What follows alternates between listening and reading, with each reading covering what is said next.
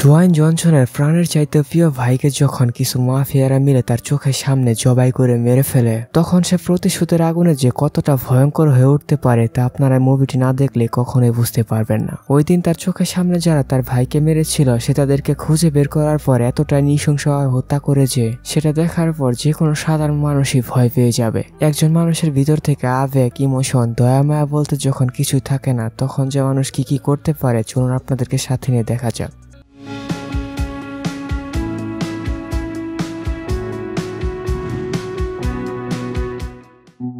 মুভিটির শুরুতে আমরা ডোয়াইন জনসনকে দেখতে পাই। এই মুভিতে যার নাম ড্রাইভার। তার নাম ড্রাইভার কেন তা আপনারা সামনে গেলে বুঝতে পারবেন। সেদিন আসলে ড্রাইভারের জেল থেকে মুক্তির দিন ছিল। একটি ব্যাংক ডাকাতির মামলায় ড্রাইভারের 10 বছরের জেল হয়েছিল। 10 বছরের সাজা শেষে ড্রাইভারকে যখন বের করার জন্য পুলিশ বাইরের দিকে নিয়ে যাচ্ছিল, তখন আমরা দেখতে পাই অন্য কয়েদিরা যখন ড্রাইভারকে দেখে তখন তারা জোরে জোরে চিৎকার করতে করতে বলে, একদিন না একদিন তোমাকে আমরা মেরে ফেলবো। এইসব দেখার পর আমরা বুঝতে পারি ড্রাইভার আসলে কোনো সাধারণ মানুষ না। পুলিশ যখন ড্রাইভারকে জেলার কাছে নিয়ে যায় তখন জেলার তার সামনে কিছু ফাইল বের করে দিয়ে তাকে বলে, এই ফাইলগুলো দেখার পর আমি বুঝতে পারলাম জেলে সবগুলো কয়েদিরা তোমার উপর কেন এত ক্ষেপে আছে। এই 10 বছরের মধ্যে যারাই তোমাকে জেলের ভিতর মারার চেষ্টা করেছে তুমি একাই তাদের সবাইকে মেরে ফেলেছ।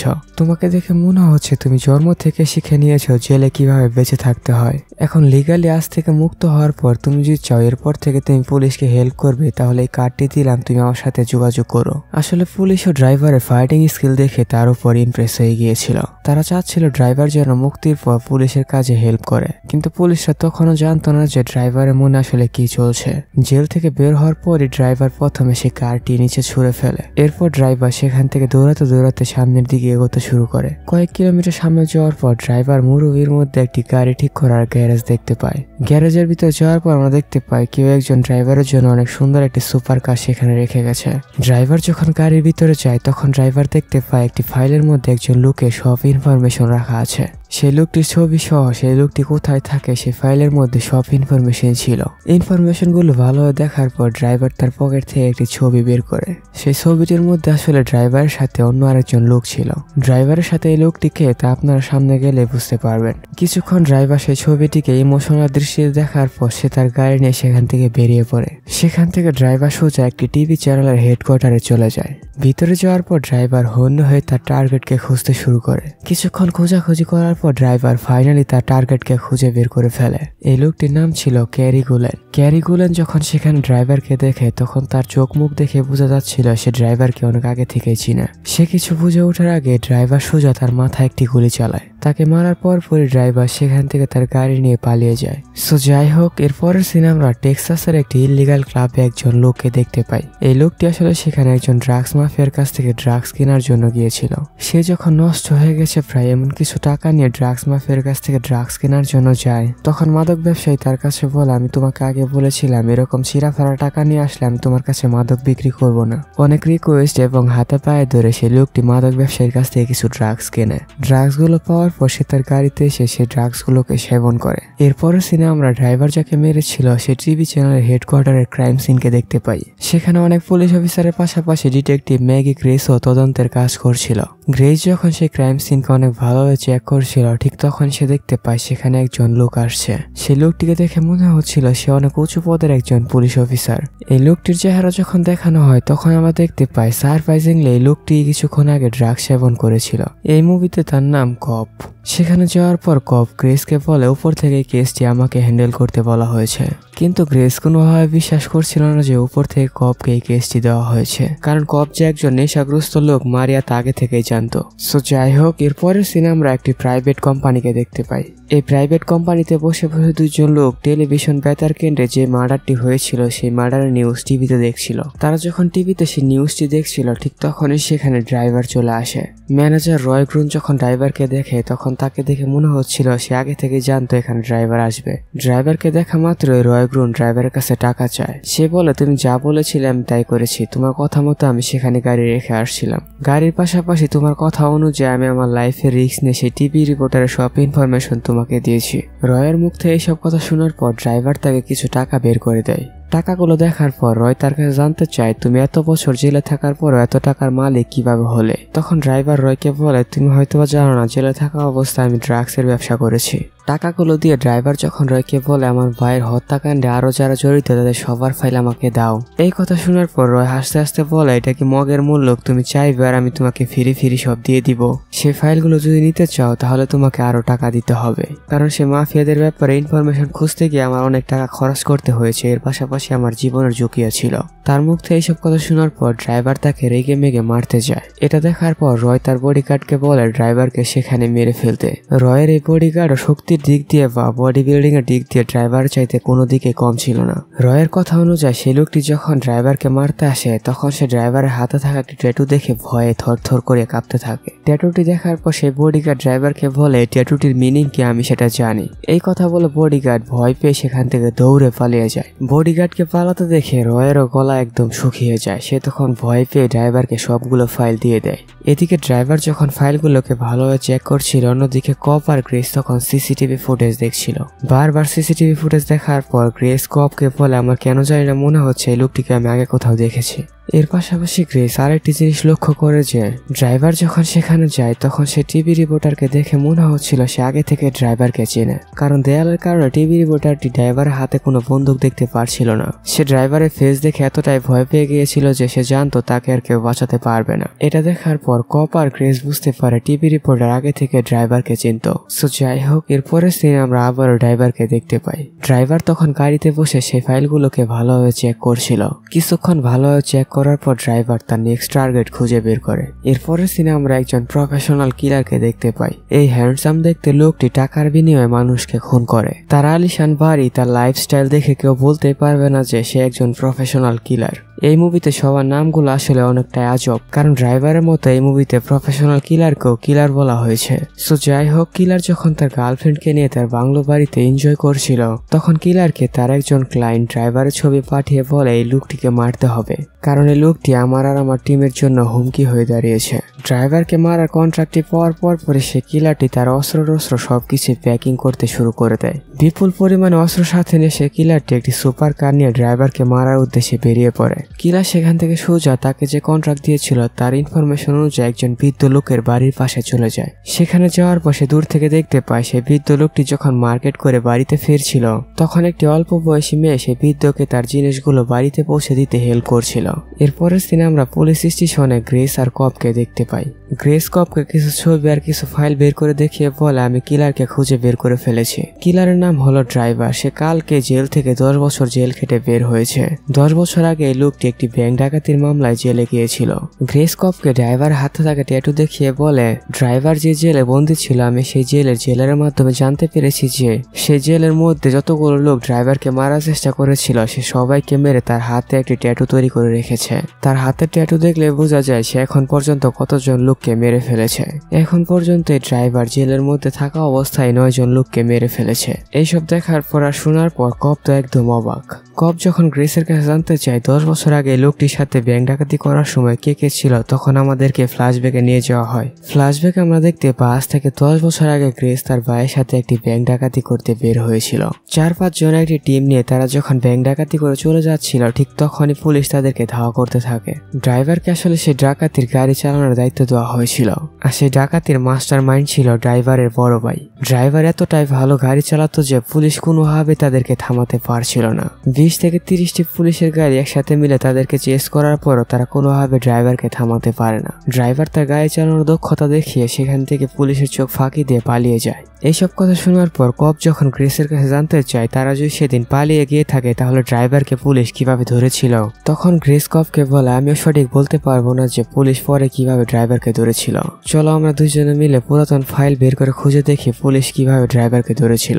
গ্রেস আর কপ যখন পুরনো ফাইল খুঁজে দেখছিল ঠিক অন্যদিকে তখন সে বৃদ্ধটি তার বাড়িতে পৌঁছে যায়। জিনিসগুলো রেখে মেয়েটি যখন সেখান থেকে চলে যাচ্ছিল তখন সে বৃদ্ধ লোকটি মেয়েটিকে বলে ওয়েট তুমি একটু দাঁড়াও, এত কষ্ট করে তুমি এগুলো আমার জন্য বাড়িতে নিয়ে আসছো আর আমি কি তোমাকে খালি মুখে যেতে দিব? এটা কি কখনো হয়? এই কথা বলে বৃদ্ধ টাইসন সে মেয়েটির জন্য ফ্রিজ থেকে শরবত বের করে। টাইসন যখন মেয়েটিকে শরবত খাওয়াচ্ছিল অন্যদিকে কিলার তখন বাইরে থেকে তাদের উপর নজর রাখছিল।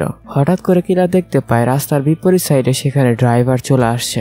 ড্রাইভার আসার পরই সে একটি বন্দুক নিয়ে টাইসনকে মারার জন্য তার রুমের দিকে চলে যায়। এটা দেখার পর কিলারও একটি বন্দুক নিয়ে ড্রাইভারকে ফলো করতে থাকে। আর অন্যদিকে গ্রেস আর কপ যখন ড্রাইভারের পুরনো ফাইল বের করে তখন তারা সেখানে পুরনো একটি সিডি ক্যাসেট খুঁজে পায়। সিডিটি প্লে করার পর তারা দেখতে পায় সে ব্যাংক ডাকাতির 2-3 দিন পর ড্রাইভারের বাড়িতে অন্য আরেকটি গ্যাং এসে আক্রমণ করে বসে। সেখানে আসার পর তারা প্রথমে ড্রাইভারের বড় ভাই সব সহযোগীকে মেরে ফেলে। এরপর তারা ড্রাইভারকে আর ড্রাইভারের ভাইকে চেয়ারের সাথে বেঁধে টাকা কোথায় আছে সেই ব্যাপারে জানতে চায়। তাদেরকে অনেক মারধর করার পরও তারা কোনোভাবে বলছিল না যে তারা ব্যাংক ডাকাতির টাকা কোথায় লুকিয়ে রেখেছে। তারা যে মুখ খুলছে এটা দেখার পর সেখান থেকে একজন ড্রাইভারের ভাইয়ের শরীরে গুলি চালায়। এটা দেখার পর ড্রাইভার তার ভাইকে বাঁচাতে টাকা কোথায় আছে এটা তাদের বলে দেয়। অন্য গ্যাংয়ের লোকেরা টাকাগুলো খুঁজে পাওয়ার পর তারা যখন সেখান থেকে চলে আসছিল ঠিক তখনই সেখান থেকে একজন গিয়ে ড্রাইভারের চোখের সামনে তার ভাইকে জবাই করে মেরে ফেলে। চোখের সামনে তার ভাইকে মেরে ফেলার কারণে ড্রাইভার যখন কান্না করছিল তখন আমরা দেখতে পাই সেদিনে সব ঘটনা মূলত টাইসন নামের এই লোকটি রেকর্ড করেছিল। এই জন্য আজকে প্রেজেন্ট টাইমে ড্রাইভার টাইসন নামের এই হারামিকে মারার জন্য এখানে আসছে। সো যাই হোক, প্রেজেন্ট টাইমে ড্রাইভার যখন টাইসনের রুমে আসে তখন সে দেখতে পায় এই জঘন্য লোকটি শরবতের সাথে চেতনানাশক ওষুধ মিশিয়ে সে মেয়েটিকে দিয়ে পর্নোগ্রাফি তৈরি করছে। এটা দেখার পর ড্রাইভার এক মুহূর্ত সময় নষ্ট না করে সোজা তার মাথায় একটি গুলি করে। তাকে মেরে ড্রাইভার যখন সেখান থেকে চলে আসছিল ঠিক তখনই সেখানে সেই কিলারটি চলে আসে। তারা একজন আরেকজনকে দেখার পরই তারা একজন আরেকজনের দিকে বৃষ্টির মতো গুলি ছুটতে থাকে। 4-5 মিনিট গোলাগুলি চলার পর ড্রাইভার সে কিলারের চোখ ফাঁকি দিয়ে সেখান থেকে পালিয়ে যায়। এরপরের সিনে আমরা দেখতে পাই গ্রেস আর কপ যখন সে ভিডিওটিকে ফুল দেখে তখন তারা জানতে পারে ওই মাফিয়াগুলো যাওয়ার আগে ড্রাইভারের মাথায় একটি গুলি করেছিল এন্ড এর ফলে ড্রাইভার সেখানে মারা গিয়েছিল। মাথায় গুলি লাগার ফলে সে মারা তো গিয়েছিল কিন্তু মাত্র কয়েক মিনিটের জন্য। মারা যাওয়ার কয়েক মিনিট পর মিরাকেল ভাবে সে আবারও পুনরায় জীবিত হয়ে যায়। ডক্টরও তখন তার মাথার গুলি লাগার জায়গায় একটি মেটাল প্লেট বসিয়ে তাকে আবারও সার্জারি করে। সুস্থ হওয়ার পর ডক্টররা ড্রাইভারকে পুলিশের হাতে তুলে দেয়। জেলে যাওয়ার পর ড্রাইভার তার ভাই হত্যার বদলা নেওয়ার জন্য নিজেকে প্রিপেয়ার করতে থাকে। 10 বছর জেলে থাকার পর সে এখন হন্য হয়ে তার শিকারকে খুঁজছে। কথা বলতে বলতে কপার জানতে পারে আজকে কেউ একজন পর্নোগ্রাফারকে মেরে ফেলেছে। এই নিউজটি পাওয়ার পর তারা দুইজন যখন সেখানে যায় তখন তারা জানতে পারে এই কাজটিও মূলত ড্রাইভারই করেছে। কিন্তু এখানে আরেকটি টুইস্ট রয়েছে। সেই টুইস্টটি হলো ড্রাইভার যখন তাকে মেরে এখান থেকে চলে যাচ্ছিল তখন ড্রাইভারকে মারার জন্য একজন লোক তার দিকে অনেকগুলো গুলি ছুড়েছে। তার মানে এটা শিওর ড্রাইভার যাদেরকে মারছে তারা মোটেও ভালো মানুষ না, কারণ ড্রাইভারকে মারার জন্য তারাও কন্ট্রাক্ট কিলার ভাড়া করেছে। এরপরের সিনে আমরা দেখতে পাই কপ তার বাড়িতে ফিরে গেছে। সে সব সময় নেশাগ্রস্ত অবস্থায় থাকার কারণে কপের ওয়াইফ কপকে মোটেও দেখতে পারে না। কপ বাড়িতে যাওয়ার পর দেখতে পায় তার ওয়াইফ মারিনাও ড্রাইভার সেই শহরে যেসব কাজকর্মগুলো করছিল সেই নিউজ টিভিতে দেখছে। মারিনা যখন হঠাৎ করে সেখানে কপকে দেখতে পায় তখন সে কপকে বলে তুমি এখানে কেন আসছো? আমি তোমাকে আগে বলে দিয়েছিলাম তুমি যেদিন মাদক ছাড়তে পারবে সেদিন তুমি আমার কাছে আর আমার ছেলের কাছে আসবে। এই কথা শোনার পর কপ মারিনাকে বলে দেখো আমি ভালো হয়ে গেছি, তুমি বিশ্বাস না করলে আমাকে চেক করে দেখো কোথাও কোনো মাদক নেই। কিন্তু মারিনা যখন কপকে চেক করে তখন সে দেখতে পায় কপ মিথ্যা কথা বলছে, তার কাছে এখনো মাদক আছে। ধরা পড়ার পর কপ মারিনাকে বলে প্লিজ শেষবারের মতন আমাকে আরেকটি সুযোগ দাও, আমি ধীরে ধীরে ভালো হয়ে যাব। মারিনাও তার ছেলের মুখের দিকে তাকিয়ে শেষবারের মতন কপকে আরেকটি সুযোগ দেয়। সো যাই হোক, সেদিন রাতে ড্রাইভার তার অন্য আরেকটি শিকারে খুঁজে বেরিয়ে পড়ে। এইবার তার শিকার ছিল এড রুয়েল নামের একজন ব্ল্যাক বডি বিল্ডার। এড রুয়েলকে খুঁজতে খুঁজতে ড্রাইভার যখন একটি ক্লাবের কাছে যায় তখন সে দেখতে পায় এড রুয়েল এই ক্লাবের বডিগার্ডের কাজ করে। ফ্রেশ হওয়ার জন্য এড রুয়েল যখন ওয়াশরুমের দিকে যায় এটা দেখার পর ড্রাইভারও পিছু পিছু ওয়াশরুমের দিকে চলে যায়। ওয়াশরুমের মধ্যে হঠাৎ করে এড রুয়েল যখন সেখানে ড্রাইভারকে দেখতে পায় তখন সে বুঝতে পারে তার আজকে খবর আসে। এড রুয়েল জানতো এই ওয়াশরুম থেকে আজকে তাদের দুজনের মধ্যে থেকে যে কোনো একজন জীবিত যাবে। এই জন্য এড রুয়েল ড্রাইভারকে বলে সাহস থাকলে আমার সাথে হ্যান্ড টু হ্যান্ড কমব্যাট করো। এই কথা বলে এড রুয়েল ড্রাইভারকে মারার জন্য একটি ছুরি বের করে। ড্রাইভারও তার সাথে ফাইট করার জন্য একটি স্ক্রু ড্রাইভার বের করে। তাদের দুজনের মধ্যে কিছুক্ষণ দুর্দান্ত ফাইট হওয়ার পর এক পর্যায়ে ড্রাইভার স্ক্রু ড্রাইভার দিয়ে এড রুয়েলকে মেরে ফেলে। আর অন্যদিকে কপ দেখতে পায় তার ওয়াইফ মারিয়া তার সাথে রাগ করে তার ড্রাগস খেয়ে ফেলেছে। নেশাগ্রস্ত অবস্থায় মারিয়া কাঁদতে কাঁদতে কপকে বলে তুমি ড্রাগস না ছাড়তে পারলে কি হবে, আমি তো ড্রাগসকে আপন করে নিতে পারবো। এই জিনিসটি দেখার পর কপ অনেক ইমোশনাল হয়ে পড়ে। সে ডিসাইড করে ফেলে আজকে থেকে সে আর কোনো মাদক গ্রহণ করবে না। অন্যদিকে এড রুয়েলকে মেরে ড্রাইভার যখন সেখান থেকে চলে যাচ্ছিল তখন সে রেডিওর মাধ্যমে জানতে পারে ক্লাবের মধ্যে ড্রাইভার এড রুয়েলকে মারার চেষ্টা করার পরও সে পুরোপুরিভাবে মারা যায়নি, সে এখনো জীবিত আছে। পুলিশ এড রুয়েলকে পাশের একটি হসপিটালে ভর্তি করেছে। এই খবরটি পাওয়ার পরই ড্রাইভার তার গাড়িকে সে হসপিটালের দিকে ঘুরিয়ে ফেলে। এদিকে কন্ট্রাক্ট কিলারকে যে টাকার বিনিময়ে ড্রাইভারকে মারার জন্য হায়ার করেছিল সে কন্ট্রাক্ট কিলারকে ফোন করে বলে আমি 100% শিওর এড রুয়েলকে মারার জন্য ড্রাইভার সে হসপিটালে আসবেই। এই খবরটি পাওয়ার পরই কন্ট্রাক্ট কিলারও সে হসপিটালের দিকে চলে যায়। তারা দুইজন যখন হসপিটালের দিকে আসছিল আর অন্যদিকে তখন এডরোয়ালের সিকিউরিটির দায়িত্বে কপ ছিল। হসপিটালের মধ্যে এডরোয়ালকে দেখে রাখার দায়িত্ব কপকে দেওয়া হয়েছিল।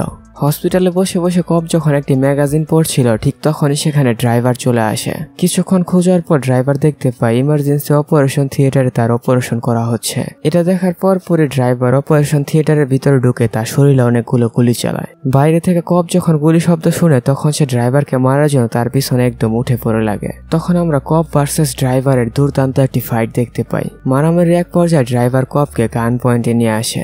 ড্রাইভার চাইলেই তখন কপকে মেরে ফেলতে পারত, কিন্তু ড্রাইভার যখন দেখে কপ একজন পুলিশ তখন সে কপকে ছেড়ে দেয়। কপকে না মেরে ড্রাইভার যখন সেখান থেকে চলে যাচ্ছিল ঠিক তখনই সেখানে হঠাৎ করে সে কন্ট্রাক্ট কিলারটি চলে আসে। কন্ট্রাক্ট কিলারটি আসার পরই এখানে দুর্দান্ত একটি সুপার কার চেজিং শুরু হয়ে যায়। 5 থেকে 10 মিনিট দুর্দান্ত চেজিং হওয়ার পরও কন্ট্রাক্ট কিলারটি কোনোভাবে ড্রাইভারকে থামাতে পারছিল না। চেজিং এর এক পর্যায়ে ড্রাইভারের গাড়ি যখন থেমে যায় তখন কন্ট্রাক্ট কিলারটি সোজা ড্রাইভারের গলায় একটি গুলি করে। গুলি লাগার পরও সামহাও ড্রাইভার কন্ট্রাক্ট কিলারের চোখ ফাঁকি দিয়ে সেখান থেকে পালিয়ে যায়। আহত অবস্থায় ড্রাইভার সেখান থেকে সোজা তার মার বাড়িতে চলে যায়। তার মা যখন ড্রাইভারকে এমন আহত অবস্থায় দেখে তখন সে তাড়াহুড়ো করে তার শরীর থেকে গুলি বের করে। গুলি বের করার পর ড্রাইভার তার মাকে বলে, কেন জানি না আমার মনে হচ্ছে আমার ভাইয়ের মৃত্যুর পিছনে আমার বাবার হাত আছে।